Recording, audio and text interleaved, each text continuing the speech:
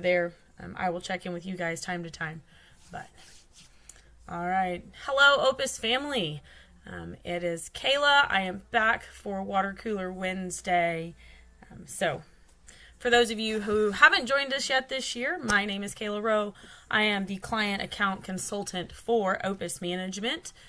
We are a small company that is helping other small businesses grow and navigate technology. So you can find us on all social media platforms. You can find us on, we have a YouTube channel, Instagram, Twitter, Facebook.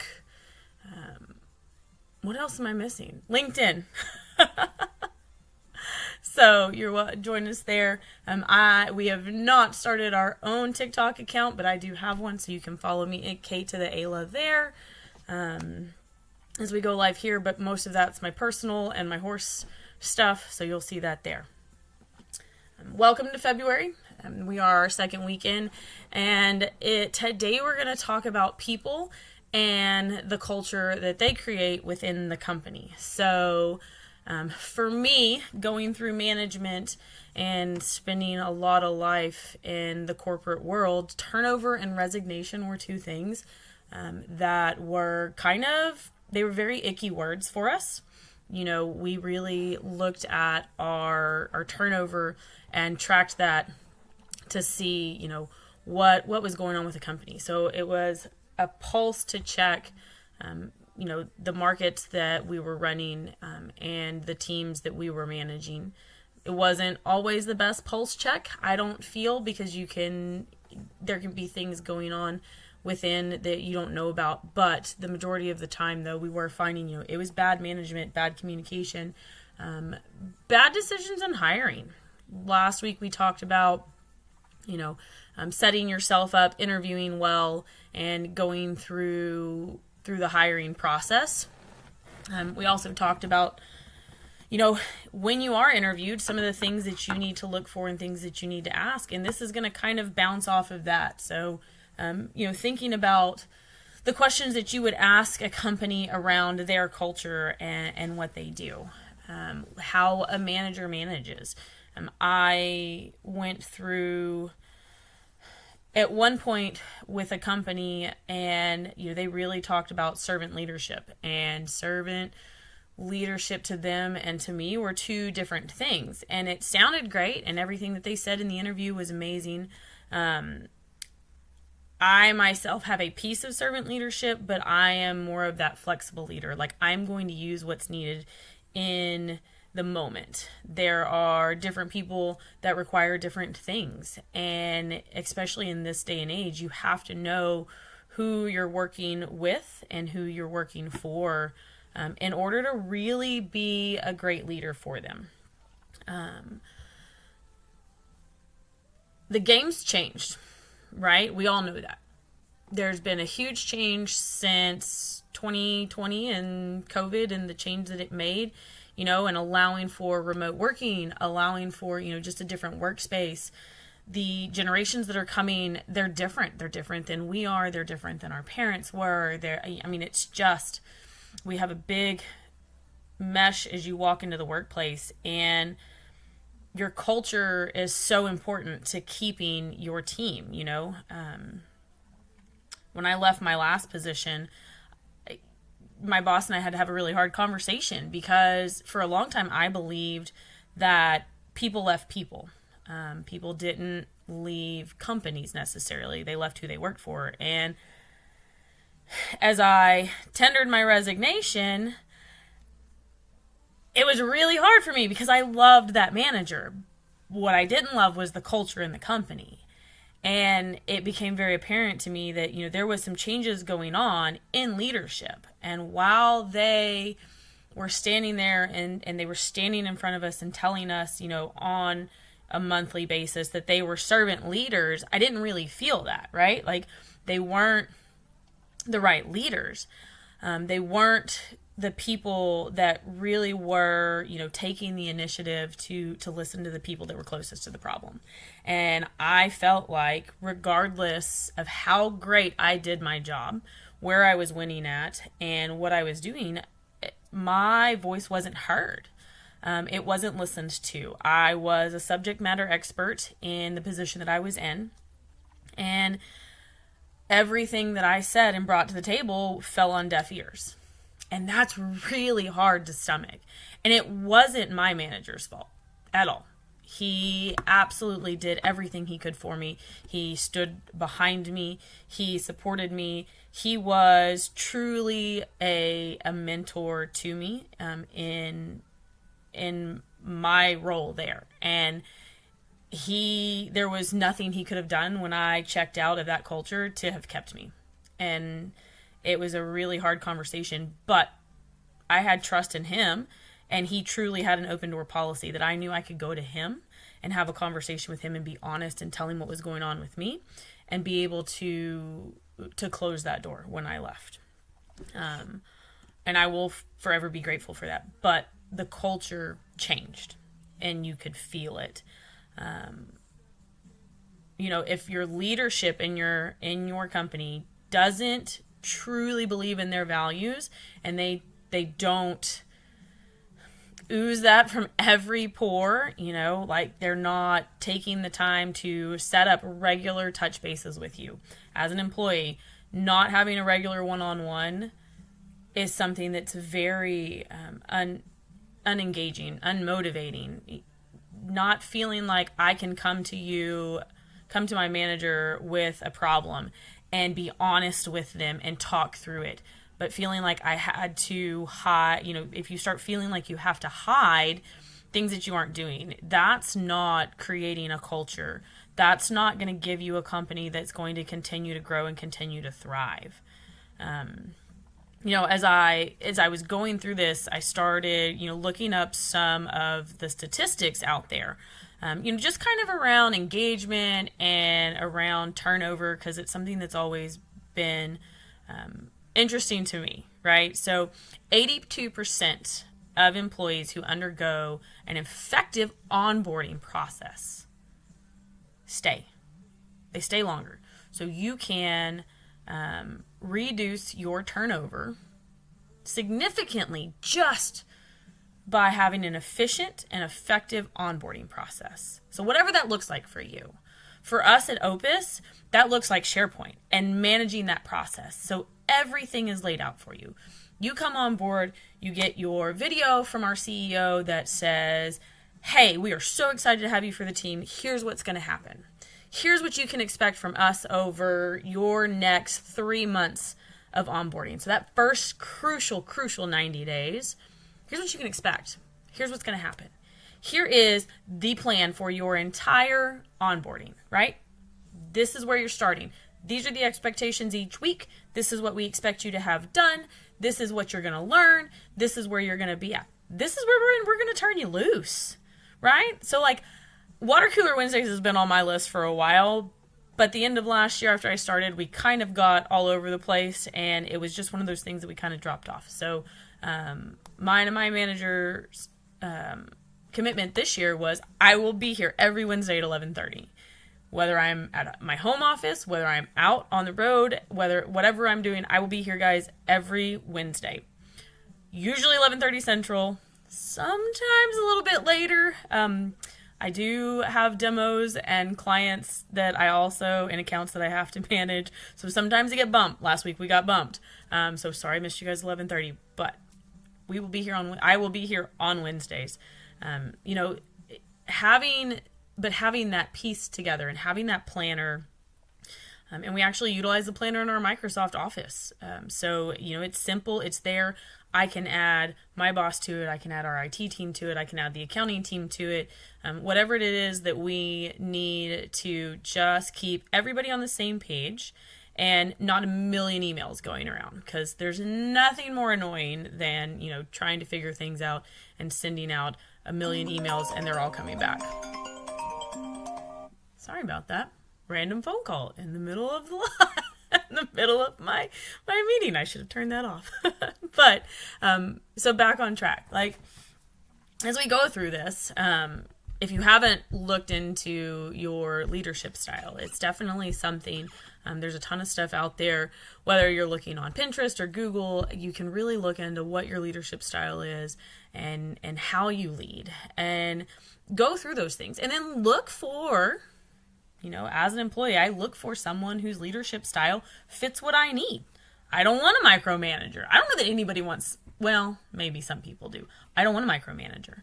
I want to be allowed to do my job. I want my manager and my company to have trust in me that I know what I'm doing. And with that trust comes a sense of purpose for me.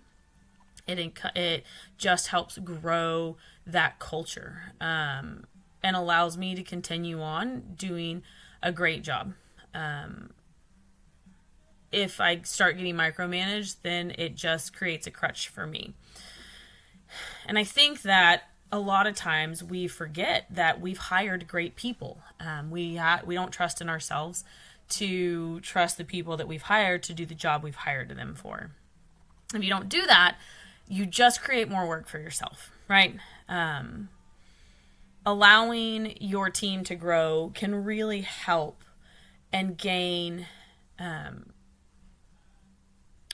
can gain not only their trust but their engagement. So allowing them to work on projects that are mentally stimulating for them, especially if they're close to the problem. So your frontline employees that are seeing your clients every day, especially like in retail or food service or in medical offices, if you've got employees on the front line, I promise you they have great ideas.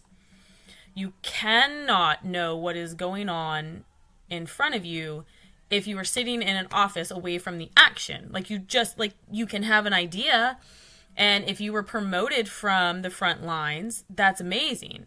Great job.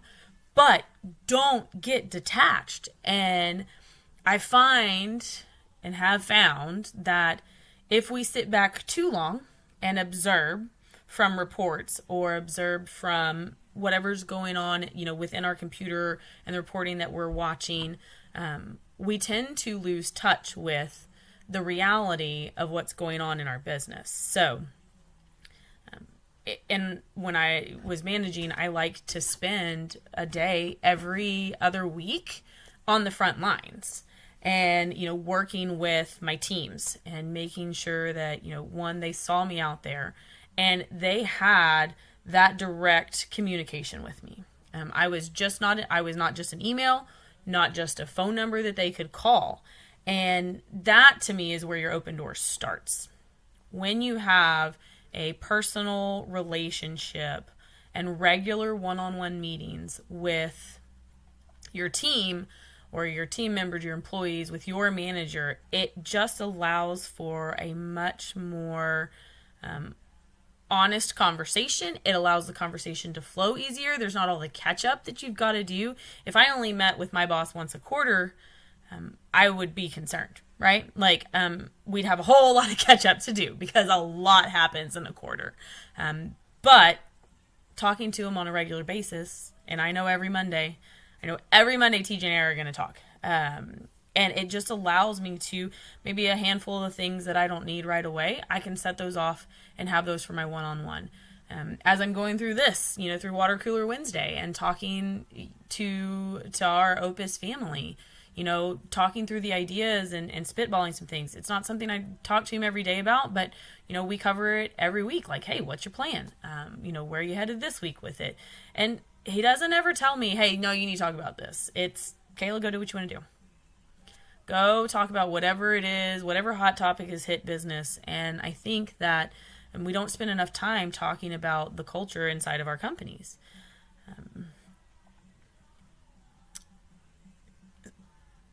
So as we start with that, right, and you start talking about the culture, and you start talking about regular one-on-ones and how do you create that that engagement, how do you start to create that bond where it really solidifies the importance of your employee being inside of the company?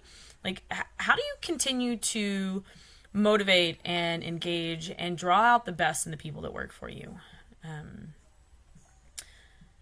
we talked a little bit about it in January, but probably the most engaging meeting that I've had with a team. And mind you, we'd been a team for probably 2 years. Opened a clinic together, and a veterinary clinic together, and kind of went from there, right? So we'd been a team for about 2 years, and I hadn't had a whole lot of turnover. But I knew that we were having some struggles internally. Some of our partners weren't coming to work in their best frame of mind. There was a lot of stuff going on. So we took an hour one day, right? We took our lunch break, and I ordered lunch for everybody, and we sat down, and I just asked some really, we just asked some really simple questions, right? Like, what do we do here? What is our goal here as a team and what we're doing every day? And they threw out, right? Come to work, do a good job, make money, help pets, the normal, right? So then we talked through how we did it, what that looked like, how we were, how were we doing all of these things on a day-to-day basis? And then I started asking them why they did it. So why were they there? Why were they part of my team? Why had they stayed at our clinic for 2 years? Why were they in the veterinary field, And, what was the thing that made them get up and come to work? And, I want to help pets. Well, but why do you want to help pets? I just kept digging, and I just kept asking why. And eventually, and if you've read the book, right? Simon Sinek's Why.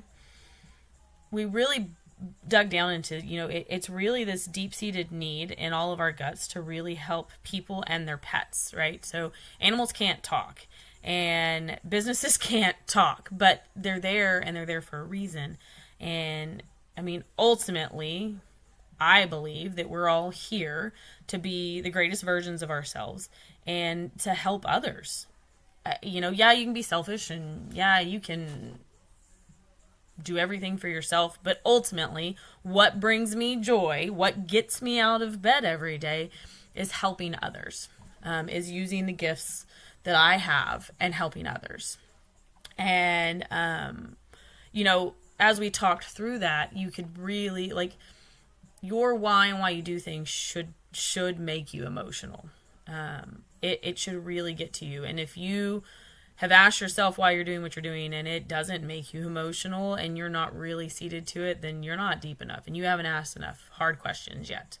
So keep asking and keep working down through that why. If you do it with your team, if you do it with your boss, if you do it with, anybody that you work with, ask your coworkers, why do they do it?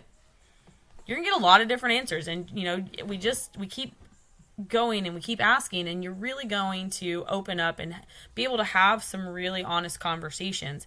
And when you know somebody's why, you can start tying things into their job and finding ways to engage them and to make them feel appreciated and really start, reducing that turnover and building that retention and keeping your team members and creating better leaders. And when you create better leaders, you can promote from within, not from the outside. So then, we've got a whole other ball game. You've got people that come up in the business. You've got people that come up in that culture, and you're showing others this is how we grow, right? We invest in our people, and they in turn invest in the company, and they create a better company, and we can help more people. I myself started years ago kind of a side business, and I was just doing it as needed on little stuff. And I came to Opus because TJ invested in me and my small business and really was helping me grow things, and see things that I hadn't looked at before, I hadn't thought about. And, this year I've set some things up to make some really big strides, to better not only my life, but my daughter's life. And that to me is huge.